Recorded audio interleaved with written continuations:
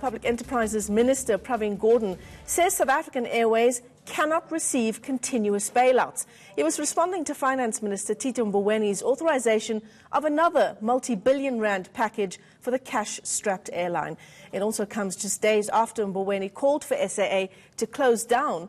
The national carrier is around 14 billion rand in debt.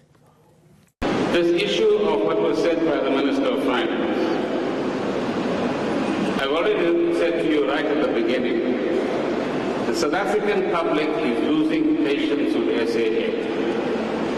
South African business doesn't believe that SAA is a viable business. And I said to you equally at the beginning, it's for you and ourselves working together with a greater sense of urgency to prove that you can make this a good business.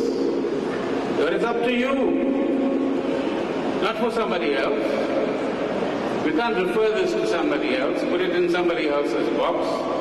We should be spending our time in meetings like this, coming up with new ideas on how to do things differently in order that we make this airline a success, not moaning about the past only.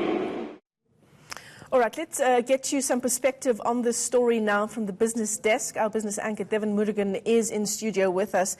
I mean, Devin, the two sides of these arguments, you can kind of see both sides of it. SAA has not generated profit since 2011, so perhaps it is better to just shut it down, but on the other hand, has all of the money that we've already pumped into it then gone to waste? Yeah, and the Public Enterprises Minister Pravin Gordhan today, I mean, he's, as he always is, just forthright with the words he has to say, saying or telling SAA staff, and I suppose the executive as well, to, in his words, wake up. I mean, you've heard the remarks just a few moments ago, SAA having 50% of market share at one point and then losing it, and he says, do you want that market share to get to 15%? He points out to an example, incidentally, of British Airways. He was stunned when British Airways got a flight out of Durban, indicating, he says, that the competition will not sleep.